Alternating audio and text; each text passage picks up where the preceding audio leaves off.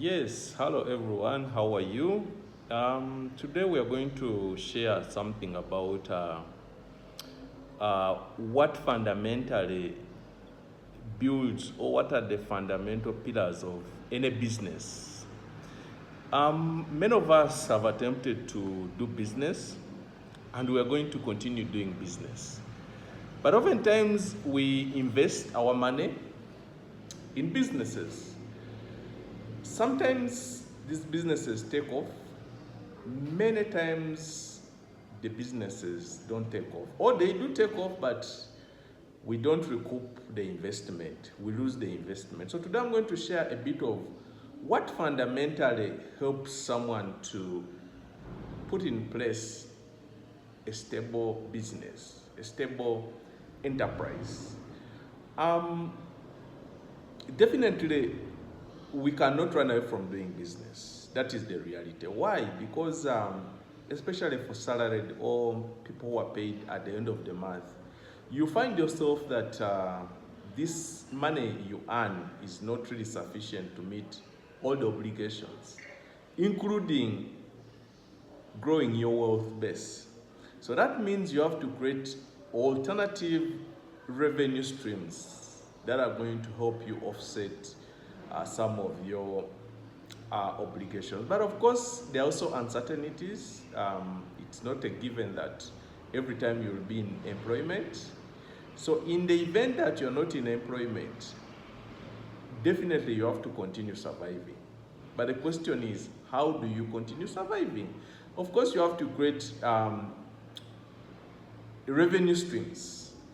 And oftentimes, this is in terms of either selling a product or selling a service. So fundamentally, every business is hinged on 6 pillars or 6 elements. One is the customer. Why? The customer is the reason why we start any business, because when you construct a school, for example, you need children to come and be in that school, and the parents of those children definitely are your customers. When you build a hotel, even if you have 10 rooms and no one sleeps in them, it's not a hotel, it's not Tuesdays, it's not useful, because you purposely invested your money for people to come and utilize the space and of course pay you. Same thing with the restaurant and all businesses, name them. So the core or the pivot of every business is the customer. We strive to get a customer. It is hard to get your first customer, but it is also very easy to lose your customers.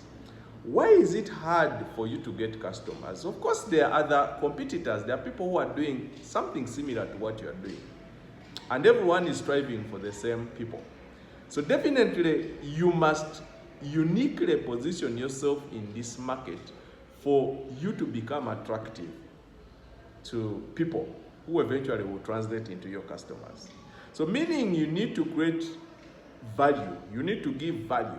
You need to give a clear value proposition that will strategically position you ahead of other people who are doing something similar. Sometimes when we have money, we think that's all we need. Definitely you'll need the money to invest, to procure materials, to go into capital investments, all those things, registrations, pay people, you'll need money. But it is not very logical or useful to invest that money. At the end of the day, people don't buy from you. So the customer is the foundational component of every business. We strive to get the customer, meaning we need to have value for this customer. Otherwise, someone else is going to snatch that customer away from you. And of course, the customer or the person who you are targeting has many options. For example, if it is a salon, there are so many areas where someone can cut their hair from or fix their hair from. If it is a restaurant, You can have a meal from different places. If it is a bar, you can have a beer or a soda or a wine from any place. If it is a lodge or a restaurant or a motel or a hotel, there are so many options. So for you to become a destination of this person, you must offer something unique. So meaning, as you think about or as you go into investment, you have to also think about what are the strengths of your competitor. What are the weaknesses of your competitor? What are your strengths? What are your weaknesses? Because you have to leverage your strength to overcome your competitor. But also you need to understand your weaknesses. For example, if you're in the business of, say, a restaurant, your weakness could be about maybe hygiene, the neatness of the place, how your workers talk to the customers, how you welcome customers. It could be about pricing. Your food is maybe a little bit expensive. It could be about the quality. The food is not as nice as probably the customer would have loved. So what happens is you need to have an understanding of your competitors. So meaning you need to have a bit of market intelligence.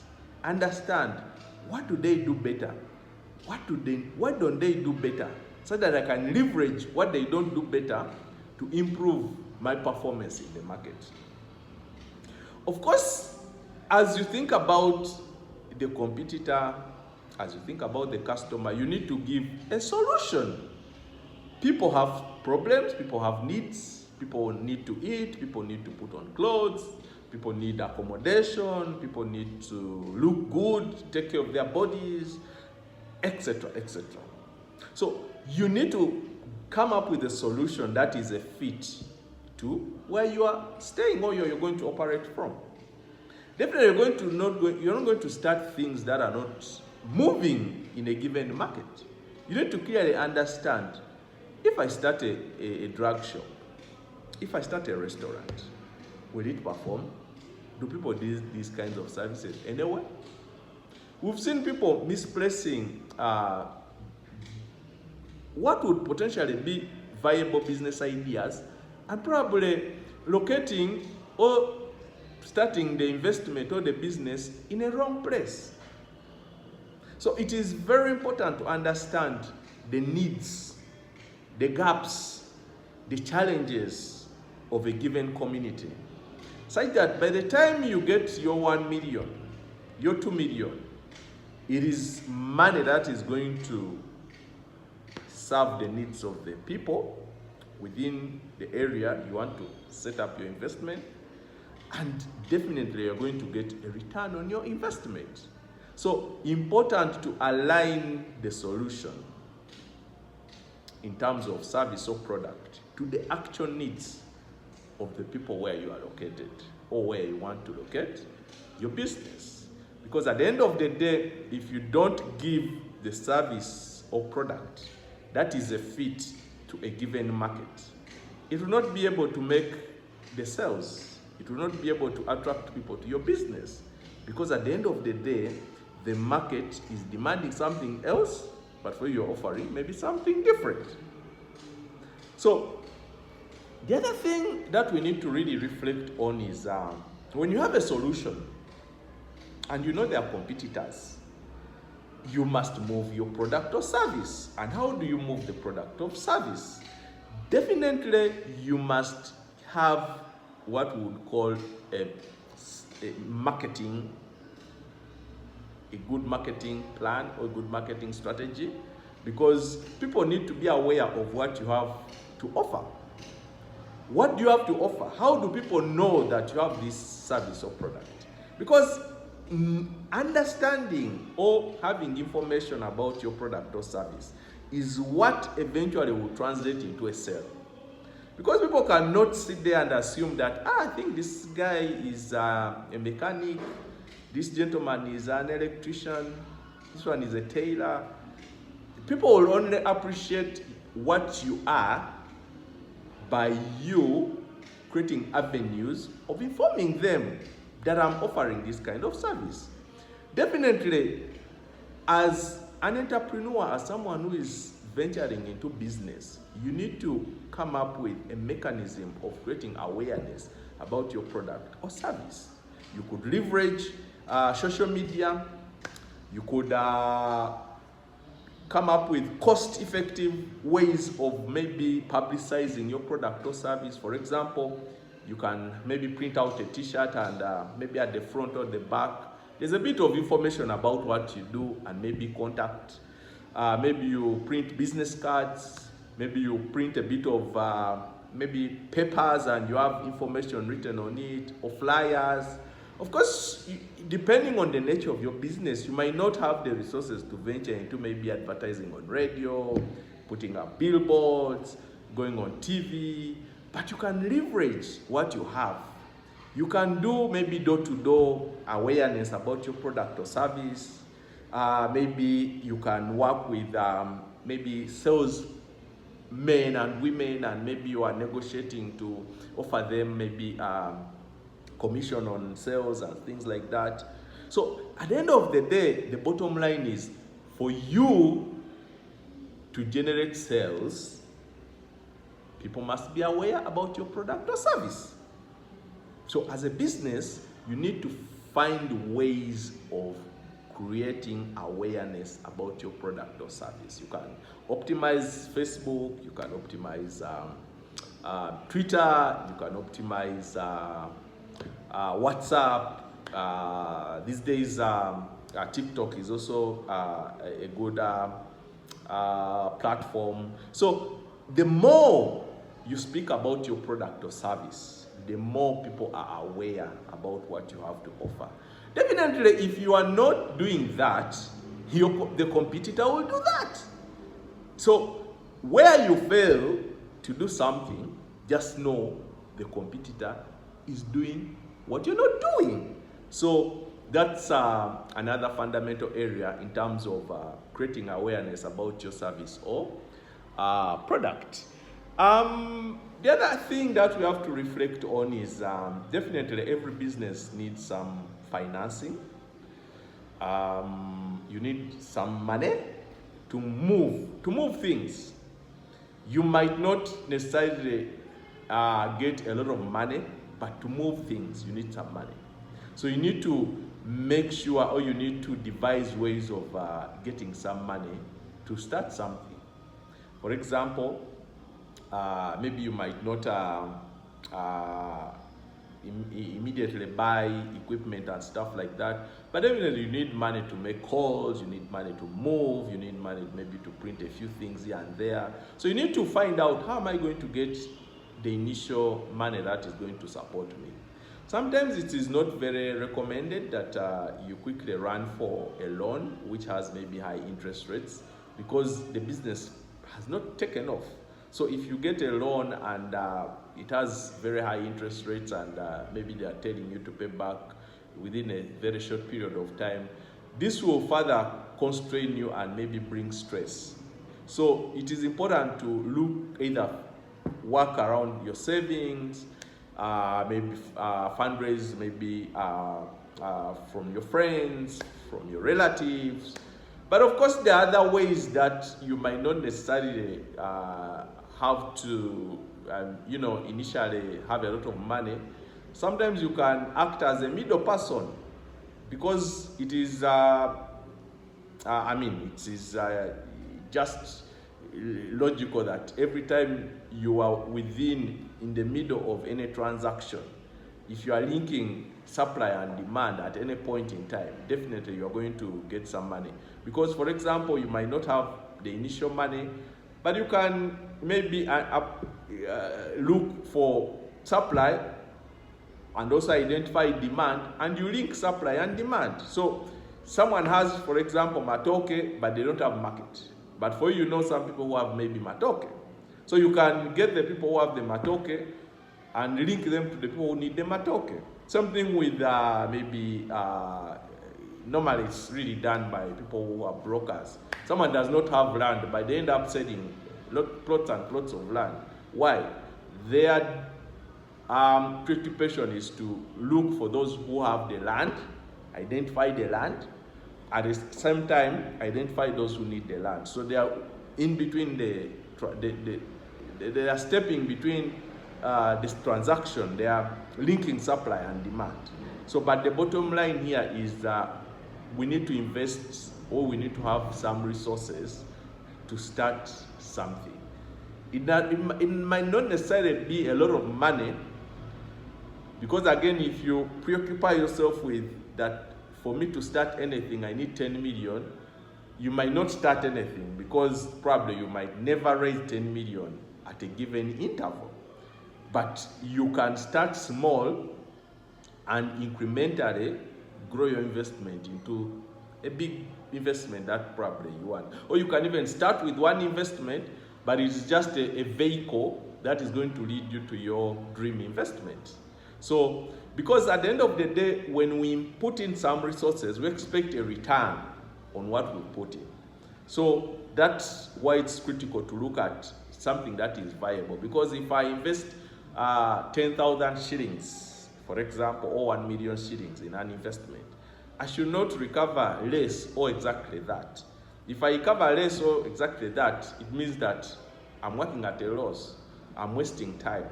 But if I put 10 million or 10,000, probably I need to recover maybe 1.2 or 20,000 or whatever. But the amount I recover has to be more than what I've actually invested in. So the other element that we have to put into consideration is the issue of management. Management, how do we run our businesses? Which kind of people do we bring on board? How do we hire people? How do we identify people? How do we, on a day-to-day, manage our business? How do we manage the business resources? What time do we open our businesses? Who is in charge of what? So the structuring, the arrangement, the systems, the way we do things on a daily, the guiding principles are very important for every business. We need to appreciate who does what, who handles money, who does the sales, who does maybe the marketing. If money comes into the business, how do we treat it? Do we keep it in the pockets? Do we put it on the mobile money? Do we bank it? When do we buy things? When do we open? When do we close? All those elements that we do on a day-to-day must be clearly aligned to certain systems and principles. How do we record our books? When do we balance our books? When do we, how do we advertise our business and all that kind of thing. So every business must have some form of management, some way of running things, some order. Otherwise, when there is no order, you'll find that everybody touches man of the business, everybody is a boss in the business. The people we hire, we don't do any kind of background check about them. So you find you bring people in the business, probably they don't have good customer relations, they're shouting at customers, they have different flaws that are going to affect performance of your business. So these elements that we have highlighted are not necessarily for big businesses per se. These elements are for every kind of business, from the smallest to the biggest. A small business needs customers. A big business needs customers. A small business is solving people's problems. A big business is solving people's problems. A small business has competitors. A big business has competitors. A small business must be known by people for them to buy same thing with a big business. A small business and a big business both need money. small business and a big business must be managed well. There should be good management of that business. So for every entrepreneur out there who wants to start a business, it is critical to reflect on those 6 elements: the customer, the solution you're offering, the competitors out there, your marketing and sales arrangement or plan, the financing, and the management. However, as you delve into business, it is important to reflect on the elements that every entrepreneur, or the core things that build an entrepreneur, or an entrepreneur must possess these values for them to succeed in business. One is being courageous. Business or the market is volatile. You'll be disappointed, you'll be let down, but you must be courageous. You must be persistent. Don't give up. Don't give up. A business is like a baby who is starting to walk. They'll fall, but they will not abandon the walking. They try again until when they make the first, second, and eventually run. You must be confident of your abilities, of your potential into what you are doing. You must be organized. You must be disciplined. How you manage your resources, how you conduct yourself, the time you spend doing your business. You must be creative. You must be creative. Don't be linear. Don't think in one direction. If something is not working out, how do I improve? How do I do things different? If, for example, I've sat in the shop and people are not coming, should I continue sitting in the shop? Definitely no. I need to devise other mechanisms. How do I reach out to people? How do I create awareness of this business? How do I improve on my marketing strategies? How do I get more people to know about what I'm doing? You must be dedicated. You must be energetic. Those are very, very important aspects that every entrepreneur should reflect on.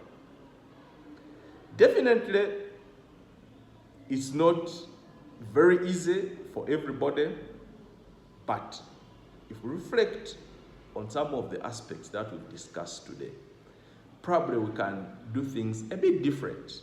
We might not get the success immediately, but consistency, effective application, commitment, drive, those are the things that are going to help us to stabilize, to nurture, to grow, to sustain, expand, and progress our ventures. Thank you very much for listening in. We'll be sharing a bit of different topical themes on how to do business. We'll share things to do with business planning, selling skills, marketing, strategy, developing strategies, setting goals, project management, managing change, building teams, among many other aspects that are fundamental for business start, growth, sustaining, expansion, and continuity. Thank you very much.